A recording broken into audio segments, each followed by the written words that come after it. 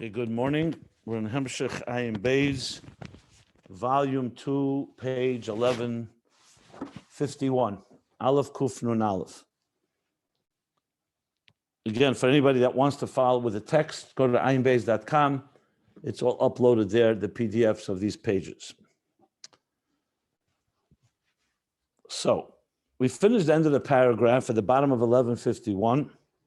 And to sum up as follows. That now he's defining the word ayin. What does ayin mean? We've been using ayin be'emtza, this channel, this interface between yesh amiti and yesh nivra. We learned that all the way from the beginning of the topic back on page 1141. That there's yesh amiti, this is the source, atzmus, is the ultimate yesh amit, is the root of all yesh. The yesh amiti is atzmus, and yesh nivra is the created yesh, and there's the ayin. So he says, and this ayin divides into two. What is the meaning of the word ayin? So he says, even though the general word is ayin, but it means something differently, two different meanings from the point of view of the giver, the mashpia, the source, and a different meaning from the point of view of the recipient, the makabel, the yesh nivra.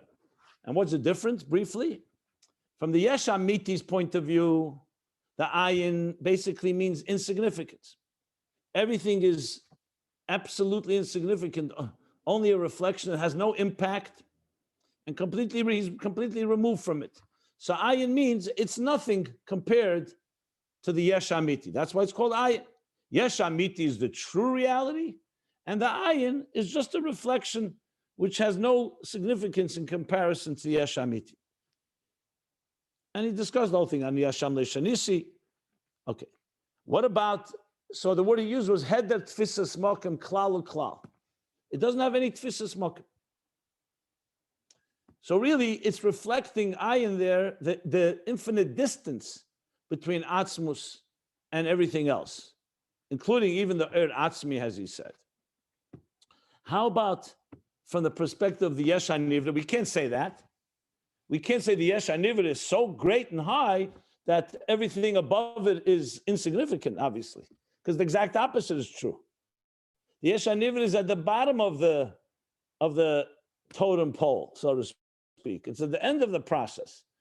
So everything above the yesh amiti, especially the creative energy invested in it, the ayin of the yesh nivra, you can't say insignificant. So that interpretation doesn't apply. So what does apply? He essentially said two things. One is that it has no substance. The yesh hanivra is substance. Yesh as in it has parameters, definitions, tangible, and ayin is no substance. He says, we can't define it in any given way that we can call it, like in contrast to yesh nivra, it's an ayin. So ayin means substanceless, if you wish. When I say substanceless, I don't mean no substance, no content. I mean no substance as in terms of a yesh, a physical entity. Okay? And the second element, he said, ayin is incomprehensible. We don't understand it. It's a mysterious force. So ayin is reflecting the unknown. We don't get it. It's beyond us. Those are the two interpretations in ayin from the perspective of the yesh nivra. I'll just add one more thing in this, just summing it up. He said, so in this process of creation, even though it's loy davar, going back to the first meaning of ayin from the yesh nivra's perspective, even though it's not of the same material as a physical entity, but to say it's completely not a mitzvah is also not. Because at the end of the day, it is a mocker for the yesh. The ayin of the yesh nivra is a mocker for it. So he says, you can't call it loy davar. So you have to say it has some erech, some relationship. And he basically spoke about the paradoxical elements. On one hand, creation is only possible from something completely beyond it. On the other hand, the creative process has to have some kiruv, the energy of the divine, relates to in some way and doesn't create from a distance, it creates in a way that's tailored to the creation. So every creation, like we say, v'yada kol pol ka'ata pa'alte. Every action knows that the force that made it. So everything, like we spoke, Yehi Yehi Rakia. So even the Panimi, even though it's divine energy, but it's a divine energy that has something in common. Like I gave the example of Chesed and water, or Gvura and fire.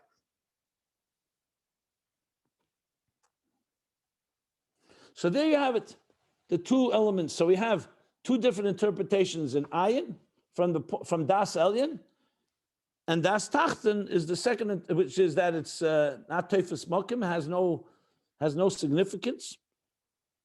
It's completely bottled, basically. That's really the best word to use. And the Das Tachten, he called it Das HaMakabel, Shem Hu Ma'ayin Liyesh, and Shemoku Hu Lei Dover.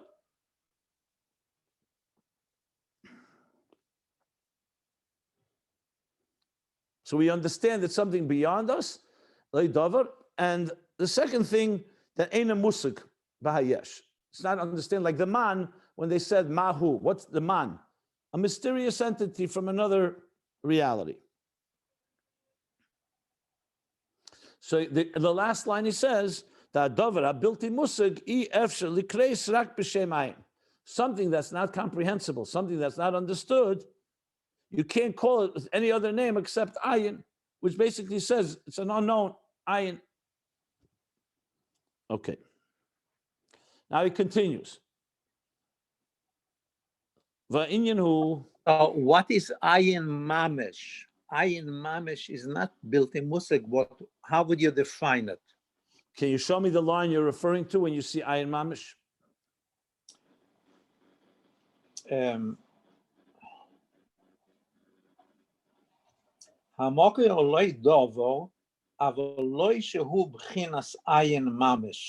Right. Ayin Mamish would be like the Ayin of the Yesh Amiti.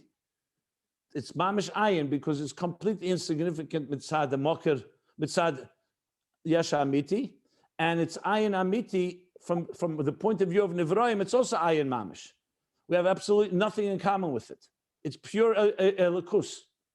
Here, it's an Ayin that relates to. It's like the difference between Sevev Kalam and Mamala Kalam, or Er Atzmi and Ispashtu Sa'ir. So Ayin Mamish would mean that there's nothing in common. Like Chesed Atzilis is Ayin compared to the Yesh of Mayim, of water. But you can't call it Ayin Mamish. There is Chesed. Mashenkin Eirein Sof Lifnei Atzimtzum, where there's no spheres, no anything. It's just Etzema Eir, reflecting Atzmus. You can't even call that Ayin Ruchni. It's not an Ayin Ruchni. It's Bechlal Nishta. It's completely bottled. So that would be the difference. One is basically a Ruchni compared to a Gashmi, and one is even beyond Ruchni. Okay? So like Asaram Amoris, Yehi Oyer would be an Ayin L'gabi Yesh Nivra. It's mysterious, it's not understood, Loi Dover. Loi Dover, it's not a... The Eibishter says Yehi Oyer, it doesn't have substance like actual light, whereas that which precedes Asaram Amoris is just Keyach Elikus, Oyer Eliki B'chlal, Poshe B'tachlos Apshitus. That would be Ayin Mamish in context of this. Generally speaking, in Aveda, what you first do is Bitl Hayesh. First, you align the Yesh to its Ruchnis Dikemoker.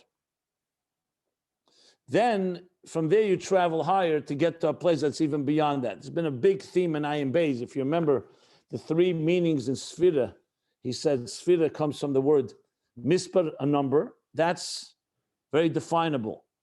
Sfira from the word Sipur, tells a story. Hashemayim Misaprim Kveit Kel, a deeper story about godliness. The number just tells you that the godliness is here and is defined by a certain mispar, a certain structure, parameters. Sipur is a story, tells us a deeper story about the artist. I'll soon give the mashal. And then there's Sapir, Evan Sapir, a sapphire stone. It's transparent. It's not even a story. It's mamish reflecting Elikus. So when you look at the universe, let's look at the universe as a piece of art. Back to my favorite mashal. Piece of art. Details, demem, tsameya, chai, medaber, trees, birds, sky, the whole world as we know it. It's God's art. Ma'isa etzboyesecha, it says. This is God's handiwork. This is the world is his art. Now, from the art, what can you figure out from the art? You can figure out that the art indicates there's an artist. But what do we know about the artist? So on a basic level, you know that whatever the art reflects, the artist invested. So if you see a tree, that reflects on the godly, the artistic divine energy in the tree. You see a stone, the same thing. So in a way, you're getting a picture of the artist, but only through his art. You can't call that ayin mamish. You can call that ayin, the ayin eliki, meaning the koyach eliki, the creative energy within the art. So the art is the yesh, and there's a creative energy in it, just like a book. There's a message in the words. But when you start going deeper, you want to find out, what is the artist like beyond the art? Now you're already going beyond even the creative energy. So now it starts the levels. You find out, first of all, he can create many different types of art that are unlike this piece of art. That's number one. Then you find out he's not even an artist. Artist, it's also a defined state. He has many other qualities. Then you find out that he's b'chlal no qualities. He's beyond all qualities. And you can't even call it a mocker for quality. The Eibishter as a boire, or let's call it Shem Elikim, you can say is a mocker, Breshis Bar Elikim. But once you get to Havaya and then you go higher and higher, you can't even define him as an artist. So as you go deeper, you're getting into deeper levels of ayin, to the point, the ayin amiti that we learned, all it is a reflection of atzmus. That's all it is. It doesn't have any structure, it doesn't have any different, doesn't even have gilui and hamshach. If you remember, we learned. It's just built in mitzias nimtza of atzmus, chose to manifest in a divine conscious state, but there's nothing going on yet, so to speak. And then come the levels where you expect the first interpretation of the two levels of ayin is what? Etzem ha'ed is ayin of yesh amiti, reflects elokus only, pure godliness. Ayin of yesh nivra, in the first interpretation, is the hispashtus er before the tzimtzum, where God is beginning to have an olaber etzeinei. Remember, ratzon kloli and ratzon prati and ratzon hakodim. So just keep in mind that this is all flowing from what we've learned. It's not separate. It's basically showing us the steps that make sense, both Mamayla Lamata, God's creation process, and Mamat Lamayla, the Aveda process, which we're not really learning yet, but we've learned before, and I keep interspersing it in our discussion to make sure we remember that the whole point of that is that. So the two levels of ayin reflect two major stepping stones. One, reflecting the source, ayin yesha amiti, and the ayin of yesha nivra. And now he's going into explaining what the meaning of the ayin is. So we get a better understanding of what this mamutza, this interface is like. So ayin mamish would be the ayin of the yesha amiti. Ayin not mamish would be the ayin of the yesha nivra. And it has both elements. On one hand, it's loy dover, it's mitzvah mitzvah, not a dover, so it's ayin. But to say that it's completely removed, no, that's the ayin amiti. This ayin does relate. It's a that relates to existence in all three interpretations, mind you. It's always the lower level. The third interpretation, it's mamish pnimi, and he even said the level achreina. It's the, like you said, the b'chinas achreina, even of chetzeni sa'er, is what relates. So essentially, the divine energy that Hashem made in a way that we should have some way to hold on to it. That's why we have Atzilus. Because when you know there's Chesed, and then you know there's Mayim, you have something to hold on. When we say the Eibishter is a Odom Elyon, and the human being was created in the divine image on Rosh Hashanah, Tzelem Elikim. What does that mean? We know Elikim has no Tzelem, has no Dmus. Says clear in Yecheskel. Says, what's the lashon? So how do you suddenly say that we're creating the Tzelem of Dmus of the Eibishter in his image and his likeness? The answer is because that's how he manifests in Atzilus. Obviously, going higher than Atzilus or higher than the Tzimtzum, there's no Tzir Adam. So the Eibishter gave us a so-called spiritual, divine archetype of what it means, Adam Elyon. Ein lo guf, ein lo idmus haguf. Right. Ein leguv, ein ledmus haguf. Exactly. And he gave us something so we can identify. So mahu chanun afata chanun. We have the midas of the Eibishter to emulate. They said v'halachta b'drachav, which means follow in his ways. So we have his ways, his chesed, his gvura, teferes, netzach, and so on. Like we say in davening, hagdula, hagvura, hateferes, hanetzach, v'ahed, etc. So this is something you have to always keep in mind. This is how the relationship happens.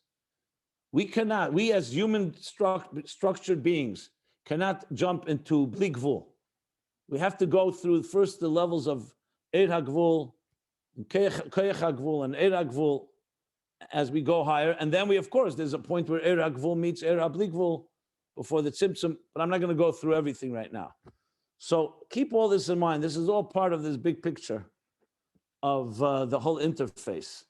Everything we learned is connected. It's just that you can't say everything in one shot. So right now, where we're discussing right now is the place where the Oira Laki of the Ayin of the Yesh HaNivra, what that means in relation to the Ayin of the Yesh HaAmiti. But altogether, it's coming to teach us all these steps, both, as I said, from the top down, from the bottom up. And everything is accounted for. Every step of the way, you're going to find an interface. Remember, the biggest question is going to be how Gvul meets Bli Gvul, and we know that Lifnei Tzimtzum, the way he's teaching in Ayin Beis, is the Eir HaBli Gvul was Mishaya, Shir Asmei Bekeach, like the artist who has infinite possibilities, envisioned and determined one possibility of all is infinite. So really, finite is just a piece of infinity. Which brings me back to what we spoke about yesterday. Some people asked me to just say it on the recording. I didn't record it. It was a little fabringen we had after yesterday's class. So I just wanted to say, to visualize a bit how this works. So if you think about it, when the Arizal says that Tzimtzum Arishin, and the question was asked, the Tzimtzum Arishin, like where exactly does it fit into the whole picture and so on? And when does it happen?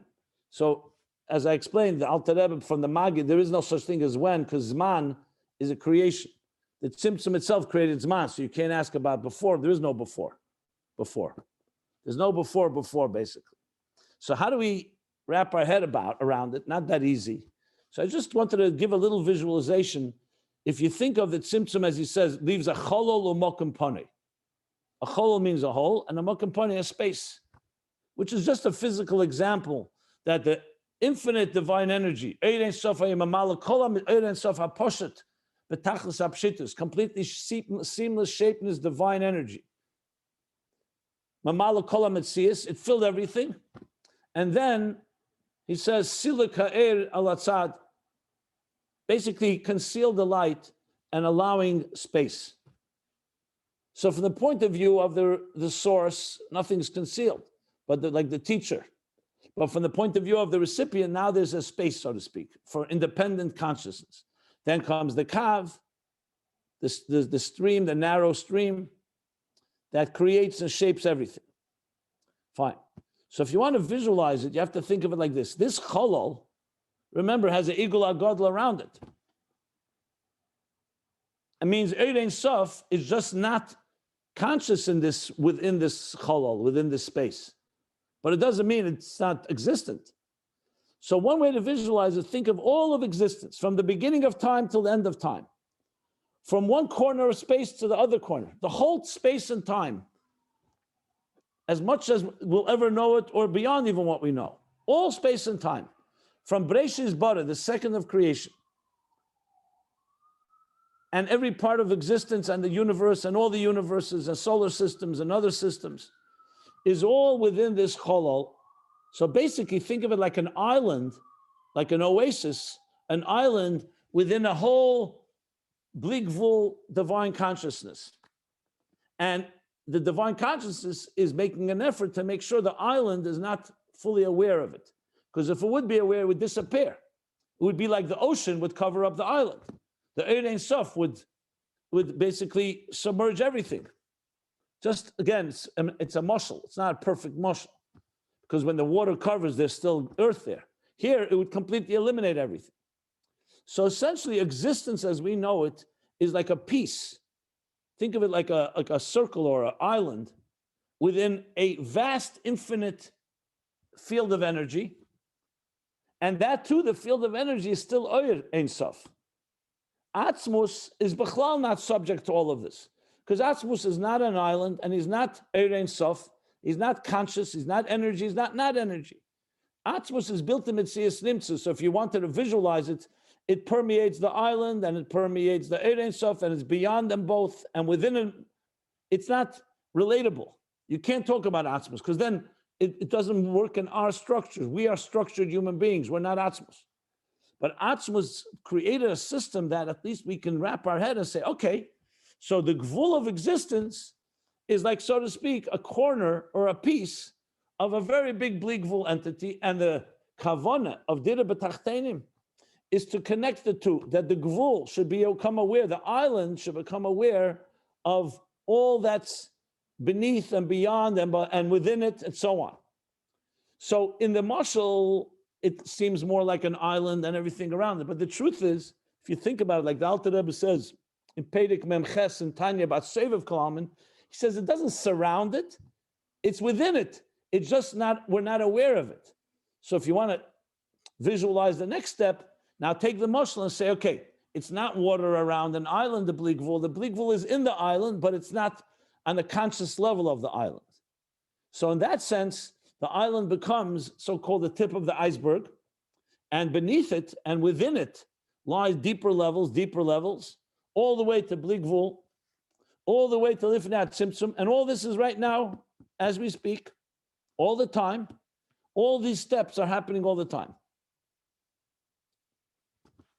And as I said, Atzmus in some way, when this happens, when we do our Aveda connecting the Gvul and the Bligvul, our limited life, our limited existence, to the unlimited, so-called the artist who can do all types of art, and even beyond artists, in some way it fulfills the Sava Kadosh Baruch Hu.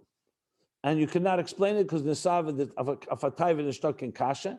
It's also just a word. This is what Atzmus desired, and that's that. And it's not, and we don't need to have an answer because answers only exist on the island or even before the island. In Atzmus, there's no question, there's no answer. The whole logic was never there. Remember, part of time and space is a system of logic and rational. A place where there's no logic, no rational, not that it's illogical. It doesn't matter. It's not Tefes Makam. It doesn't matter. So now if you visualize it that way, then Atzmus, let's put right now Atzmus, I don't want to say Atzmus on the side, because it's never on the side, it's everywhere. But from the point of view of our discussion, the ayin of the Yesh Amiti is the place we can relate to most in the highest levels. The ayin of the Yesh Nivra is the divine energy that pierces the island and like the kav that enters our existence and teaches us step by step what godliness is like. So as we climb from Yesh Nivra, that's the island, into the ayin of the Yesh Nivra, which is understanding the divine that relates the artist as he relates to the art. From there, we move to the next level, and there are many levels in between, obviously. But next, we ultimately want to move to ayin of the Yesh Amiti. That could be either the deeper level of Ur Pnimi in the third interpretation, the etzem of the Ur Pnimi, God's kavanah in it, or in the second interpretation, the Ur of Seviv, or the Ur before the Tzimtzum, the root of Seviv, or the first interpretation all the way to etzem Ur, which is Ur Atzmi that is considered Ur Akol Batzmusei, and doesn't even have any Gili Amshacha. All it is Atzmus, divine expression. So basically, that's what we're trying to do. I hope that helps a bit in the whole context of things. This is Chassidus. This is the real stuff, my friends. Good, very good. Thank you. So when we do a mitzvah, basically, simply put, when you do a mitzvah, a small little mitzvah, I say small, there's no such thing, but I mean to say a tangible, defined mitzvah, you blow a shofar on Rosh Hashanah on Sunday, or you give somebody tzedakah, a pruta, you are allowing the island, the art, to connect to the artist all the way back to the source. Whether we feel it or not is another story, because we are limited consciousness. We live in the box. What do we know? We don't even know what a neshama is like. To the source, to the Atzmos. To the Yesh Amiti. All the way back to the source, to Atzmos. Correct. But from Atzmos' point of view, Atzmos, yes, has nachas. But from our point of view, it takes work to climb, to become more and more aware of our relationship with the different higher levels. Yeah.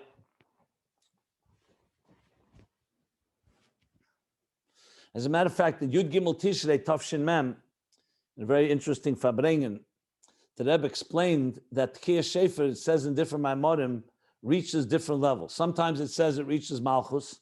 Sometimes it says it reaches Bina. Sometimes it says it reaches Atzmos. Right? Like God renewing the Tamlichuni Aleichem, Ano Emlech, the Rotzen of Ano Emlech. He goes all the way back to Atzmos, like he says, everything is Chezer Likadmusei. That is, says, everything goes back to its original state. And Rosh Hashanah, it's all renewed from the highest level. So the Rebbe said, which one is it? Malchus, Bina, or Atzmos? And the Rebbe explains, it's like the Taimei Habriya. In the reason for creation, we also have a reason that says God wants to do good. There's another reason he wants to, the expression is, Galish Shlemus Kechesov, to reveal his perfection, to actualize his potential. Another explanation is begin dishtamudim be, in order that we should know him. Yakiru gdulose, we should recognize his greatness. And then there's Nesava Kodesh Baruch Hu liyisle dira b'tachtenim. He wants to have a dira b'tachtenim. These are different reasons. So the Samach Vov, and the Rebbe elaborates in the Sikha, I mentioned Shmois, Chelik Vov, other places as well, that it all rooted in Atzmos, in Nesava. But the Eibishter Nesava, part of Nesava is that he wanted each level to also have a reason on its terms. So even though the root of it all is the Eibishter wants dir b'tachtenim, but in the world of Atzilus, the purpose is begin dishtamud, because Atzilus's role is to help us know godliness. So basically, the root of the reason causes reasons to develop in each place according to its particular function. It's a very beautiful, eloquent explanation. So the same thing with Rosh Hashanah. It all originates in Atzmos, obviously. But Atzmos wanted that Bina and then Malchus, and each level, Rosh Hashanah should have its particular impact, each level according to the level. So when we learn Chassidus, and when we focus on different kavanas, we could have different kavanas, even though they're all connected, but it depends where you're at right now. And based on that, there's also a specific hamshacha that you're being mamshach. That's how the Rebbe explains it, which is somewhat relevant to our discussion here a bit.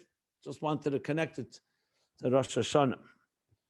Okay, so now let's continue in the new paragraph. Va'inyan hu, the inyan in all this is, he's going to explain, continuing the ayin, what the ayin is all about. Tihine hanivra, because now the nivra, the creature, the creation. Liyese nivra, being that he's a creation, eina masigas ayin alaki, does not comprehend the divine, we'll call it energy. Why is it called ayin? Because it doesn't comprehend it like we just read before. So it's called ayin elaki.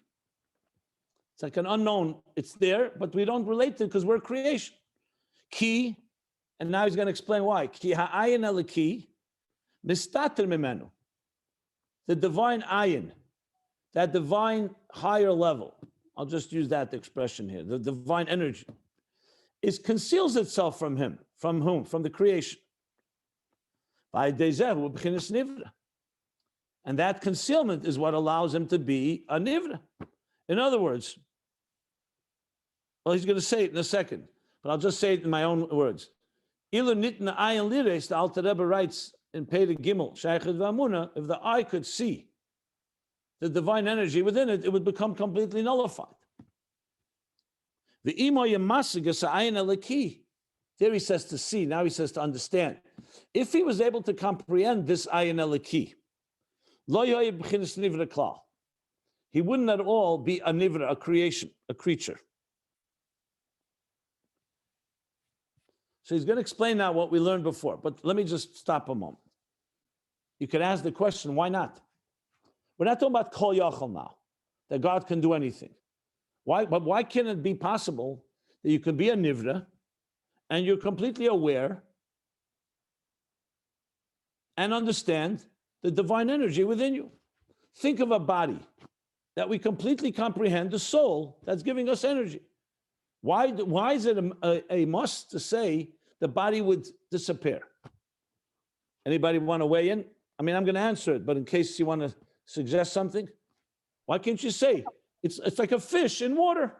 The fish doesn't disappear because the fish is submerged in water. So why can't you say the nivra is there and it's aware of its divine energy? Anybody? Go ahead. Because the boire,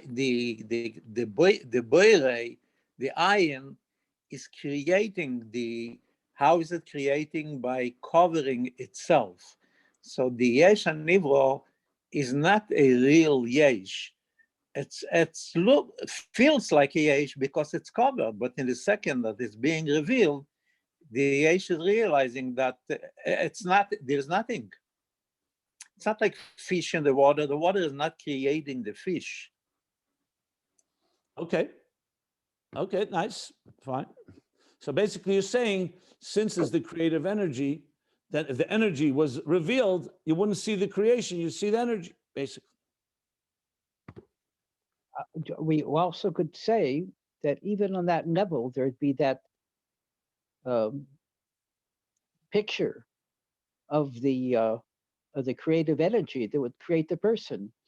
And even though he would see what he's made up of, he would still be there, though. Why would that go away?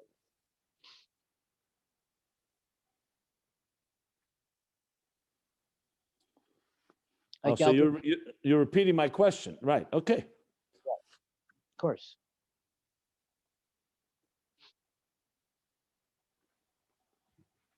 Okay, so correct. It's not like the fish in the sea because the water doesn't create the fish. Basically, what being suggested here, if the water did create the fish, hypothetically, then if the water was revealed, the fish would be nullified in its presence. But I'm still asking why. So let me throw out a few thoughts here on this. Let's define what the word nivra means in the first place. The most obvious explanation, maybe the most balabatish explanation, I should say, most practical. The point of the nivra is to be an independent entity. So yes, you could technically say that the energy is there and the body is still there like the fish in the sea, but then it would lose its purpose of a nivra. The purpose of a nivra is to be able to have free will. I mean, I don't want to necessarily use the word free will, but I mean to say sense itself as independent from its divine source. So of course you could have technically electricity being completely comprehended and related to, but then it would lose its nature of a nivra. Then why are you calling it a nivra? Just call it a divine energy that looks like a fish or looks like a table or looks like a human being. The concept of nivra means that it has its own identity. And you cannot have your own identity if you are completely aware of the divine energy that's giving you that identity. Now, you may recall we actually learned this a while back in actually this context, especially in Tzadik Daled. I just want to see something. If you remember, at the bottom of page 1141, when he explained why the Yesh Amiti is only Atzmus, he said because the whole Nivra is only a Yesh because something is concealed from it. It wouldn't be a Yesh. We wouldn't be able to be a Yesh Nivra if we were completely aware of and understood the Ayin. That would be the most basic and Baal Batasha answer. There's probably more, but I'll suffice with that because I think that's enough for this discussion here. And if you go on a deeper level, I will say one more thing. If you remember, he spoke the expression, Hoshit etzboi, that if God would stretch out his finger, it would burn up a malach. What's the full lashon? He actually brought that as well. The bottom line is, if indeed the Nivra would be completely aware of the divine electricity and energy within it, it would burn up because it would be like no filters. And just simply the intensity of that energy would be the dominant factor. And then you'd need to have a kol yochel, which we don't want to invoke, that God's creating miracles or doing things only in his capacity. That would be maybe a second reason that's somewhat connected. Okay, but let's go on. I just wanted to dig a little deeper into this. Wouldn't it be like Wouldn't it be what? Be like Amalek, that Amalek? Udeas Rabbano. He must be on a Ruchnius level also, not just, he's not just aware there's a God, he must really know there's a Stalshus, etc., and there's a covenant Bimrod, but he still remains separate. Isn't that a possibility? You know you're created, you could see it, you feel it, you're aware of it, you're just not interested. Isn't that Amalek? I don't know. I wouldn't bring that here at all. You're talking about the worst clip of Shalosh Clip Satmeis now. But that would be a Nivra that would know its source. And why do you have to go all the way to Amalek? Why don't you just go to a regular human being like us? Because we don't know. He's an example of knowing. That's why. First of all, Yudeus Rabbeinu does not mean he's masig the ayin eliki. That's just the first thing. It's completely not related to here. That means he was aware. He knew he was a smart man. He knew about God. It doesn't say he knew the ayin eliki. Here we're talking about a yesh, sensing and recognizing, perceiving the divine energy within it. That's not Yudeus Rabbeinu. Yudeus Rabbeinu is Acher, Elisha ben Avuya, for example, who studied and learned, is a scholar. And then he goes and rebels. So I wouldn't relate that here. That's not negated to this. He's not talking about the Ayin Eliki there. Acher also doesn't fit this question then. No, I think Yudeus Rabbeinu is not Masig Ayin Eliki. It's not completely not related to that. Okay.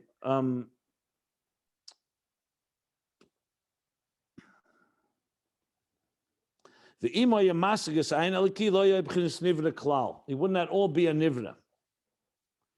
V'hainu. Now he explains this further.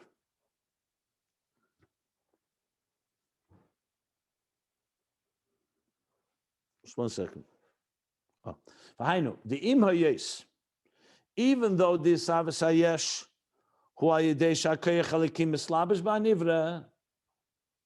Remember we said before, creation doesn't happen from a distance. Like in other words, hu tziva v'nivra, tziva v'nivro, that the koyach eliki is mislabish. God said, Yehi oyer. He could have only said, Bereshis bara lakim es hashmayim v'sa'aretz, maimer echad yachli baris, with one maimer, and the rest should, like the Rashi says, would emerge from the nucleus of Bereshis bara, of the, that's called the one cell. But it's not the case.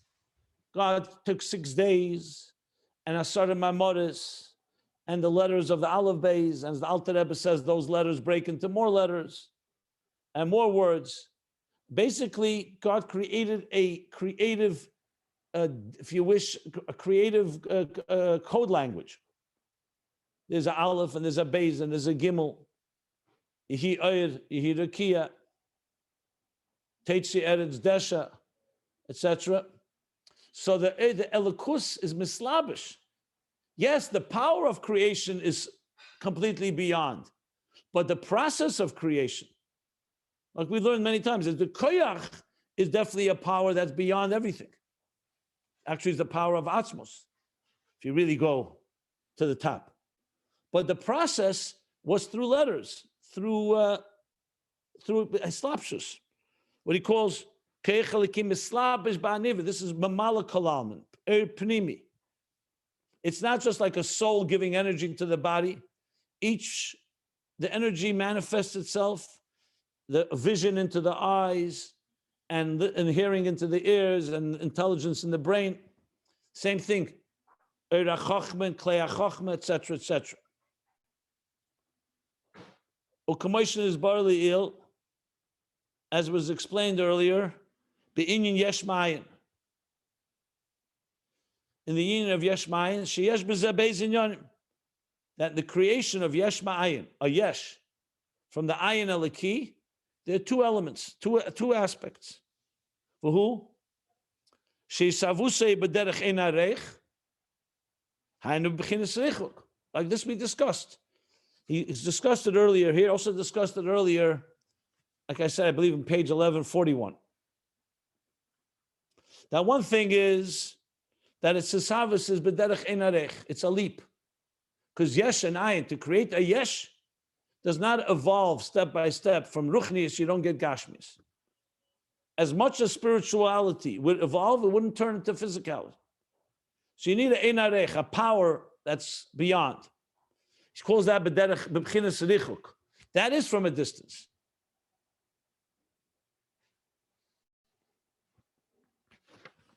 One second.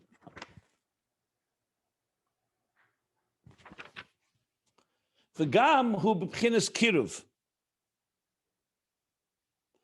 And in that second, I think this looks like to be the second aspect.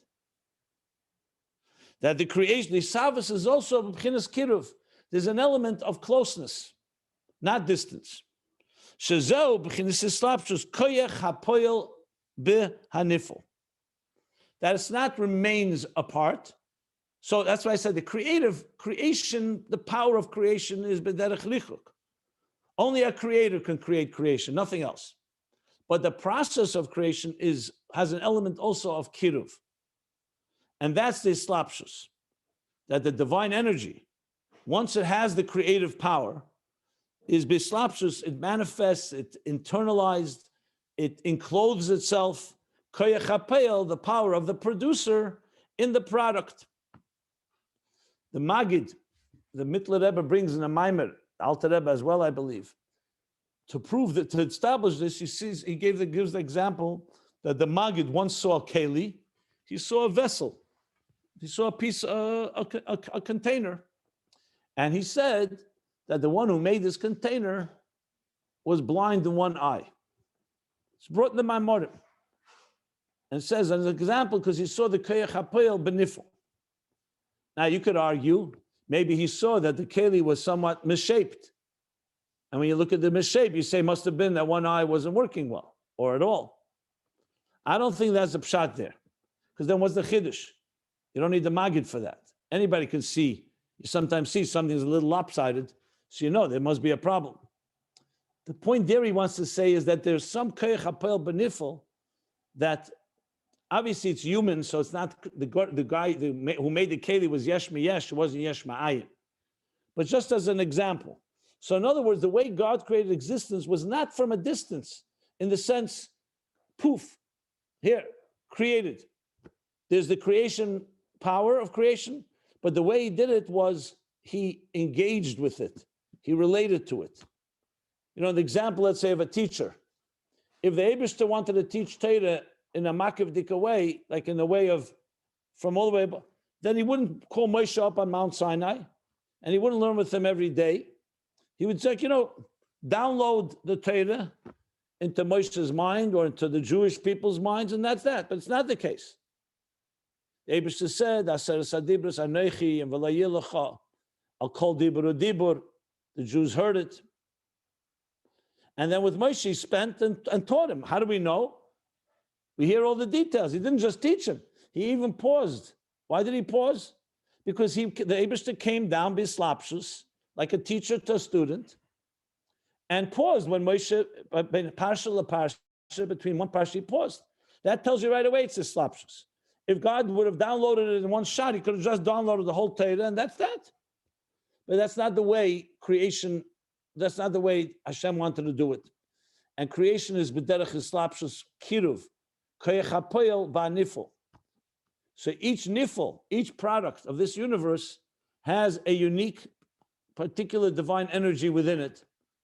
Obviously, in addition to the divine energy that equalizes everything.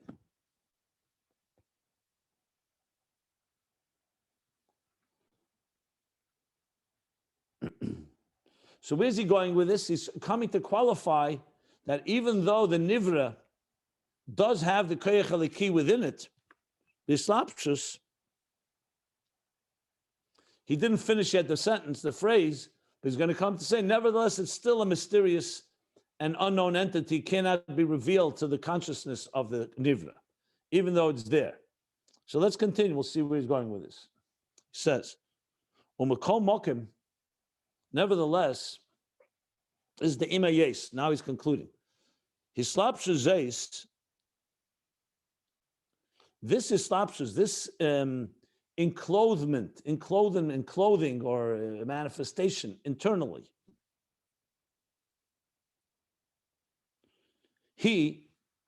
What does the Islapshus consist of? Shakeach 1152. Shakeach Halikim istatim emenu. So yes, indeed, it's not just a koyach haliki from above, from distance. It does enter, but still it enters in a concealed fashion. That's what he's saying now. So if it was just the first step, the einarech, the richuk, then for sure the nivra has no relationship with that. That's beyond power of creation. But even as the creative energy enters into the creation, it does so in a concealed fashion. So it's islapshus, but behester. The first dimension is not even islapshus. This is islapshus, it enters, but it's in a concealed way. What does it mean? If it's a concealed way, then it's not islapshus. Why? For example, islapshus on neshama beguf. It's an eifim pnimi. The soul is not from giving us life from outside of the body. That doesn't mean, however, that the body understands and fully appreciates in a revealed way what the soul is. So you could have, it's there, but it doesn't mean you're capable of comprehending it. Now, for example, the Eibishter could have made it differently. The neshama stays in heaven, in Gan Eden, and shines light down on you and gives your body power. I mean, I know it's hard to imagine how that would work, but it could be like the sun. The sun is where it stays and sending light into your body. Obviously, life would be very different. So his slapshus is not machayev his galus. That's the point. You could have a slapshus that's not begili. You could have a slapshus that is begili. And then you could have non-slapshus. So slapshus, yeah, it seems that it would be, but you could have a slapshus that's not begili. And remember this, from the point of view of the koyach halaki, it is bislapshus. We just don't recognize it. That's the key. The Eibishter said Yehi Oyer. It doesn't mean Oyer Gashmi senses Yehi Oyer. Like let's say Yehi Adam and not Losh Nasa Adam. That's one of the Maimoris. So the essence of the human being is the God's Maimer Nasa Adam. And yet we don't feel the Nasa Adam, we see the being. But the Eibishter did say Adam, he didn't say Behema, he didn't say Esav, he didn't say the Kia. So the 2 points I just made is that number one, Islapshus does not necessarily compel his galus revelation. Number two, from the point of view of the Elikus, the Eibishter didn't just say creation come into existence. He said Adam and all the other detailed elements. So there's Islapshus from the point of view of Koyach Haliki, but it's in a state of concealment. He didn't finish yet, so just let's bear with this. Let me see if I should continue or stop here.